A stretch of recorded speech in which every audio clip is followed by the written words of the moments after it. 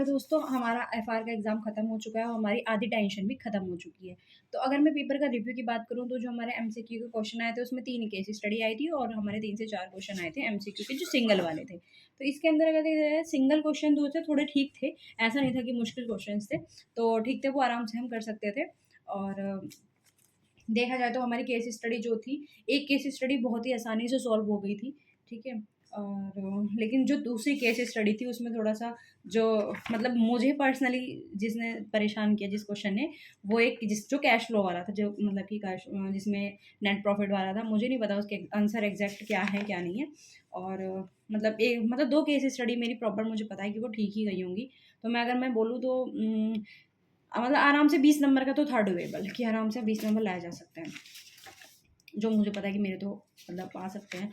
और अगर बाकी पहले क्वेश्चन की बात करी जाए, तो जो फर्स्ट क्वेश्चन था, तो फर्स्ट क्वेश्चन हमारा बिज़नेस कॉम्बिनेशन का था यार, 14 नंबर का क्वेश्चन था। मुझे लगा था कि आराम से हो जाएगा।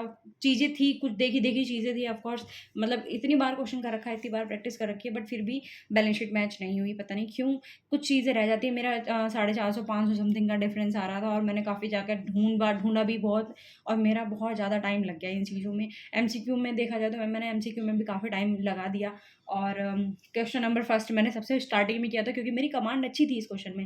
मुझे लगा था भाई हो जाएगा, बट सच में ही हो गया, मतलब हुआ ही नहीं, ऐसा हो गया। तो देखा जाए तो फर्स्ट क्वेश्चन की बैलेंस शीट मैच नहीं हुई। अब पता नहीं किस चीज़ में मिस्टेक हुई है, बस ऐसा ना हुआ कि परचेज़ कंसिडरेशन गलत निकाला और टीचर ने भी मार्क्स काट लिए। ओके, सेकंड क्वेश्चन तो यार पता नहीं, सेकंड क्वेश्चन मुझे थोड़ा समझ ही नहीं आया कि मतलब पैटर्न मुझे पता था कि कैसे शुरुआत करनी है, सब कुछ पता है, फाइनेंशियल इंस्ट्रूमेंट का क्वेश्चन था, है ना? लेकिन मुझे समझ नहीं आ रहा था कि भाई करूँ क्या मैं, शुरुआत कहाँ से करूँ? इंस्टॉलमेंट वगैरह का ऐसा था कि इंस्टॉलमेंट में ऐसा तो नहीं वो वाला क्वेश्चन करना था, बट ऐसा नहीं था। तो ईज़ी था, ये क्वेश्चन भी ईज़ी था, मतलब कर सकते थे, बट मैंने नहीं किया ये पर्सनली, सेकंड क्वेश्चन मैंने नहीं किया। और इसका बी पार्ट भी मतलब ठीक था, बट मुझे समझ नहीं आ रहा था कि यार खामा-खामा नंबर जाएँगे।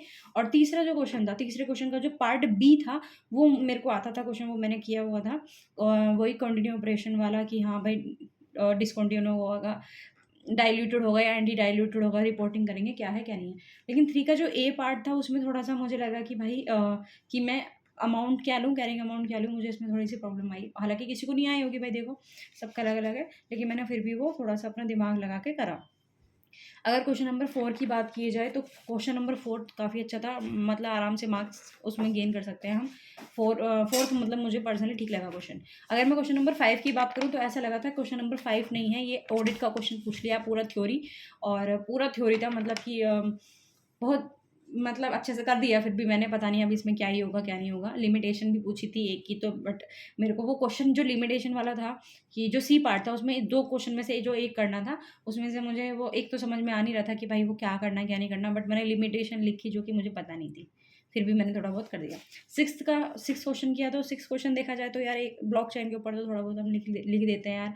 और बी क्वेश्चन जो था 5th का बी, पता नहीं क्यों, लेकिन मुझे समझ नहीं आ रहा था वो क्वेश्चन। मतलब कि मेरे को इतनी प्रॉब्लम हो रही थी, ऐसा नहीं कि आता नहीं था, आता था, लेकिन होता है ना कि माइंड से चीज़ ही निकल जाती है कि कर लेते तो कैसे करोगे, तो वो चीज़ हुई कि समझ ही नहीं आया। और जो लास्ट क्वेश्चन का सी पार्ट था, सी पार्ट तो बहुत ही आसान था, मतलब इससे आसान क्वेश्चन था नहीं कोई। 4 नंबर का था, बट जो भी था ईजी था। ऑल ओवर देखा जाए तो पेपर तो ठीक ही था। बाकी नंबर पता चलेंगे क्या है क्या नहीं है। और आप भी बताओ आपका एग्ज़ाम कैसा गया, और बाकी देखते हैं। अब नेक्स्ट पेपर की तैयारी करने लग जाना है, एएफएम का एग्ज़ाम है नेक्स्ट। तो मिलते हैं अपनी नेक्स्ट वीडियो में। Bye bye.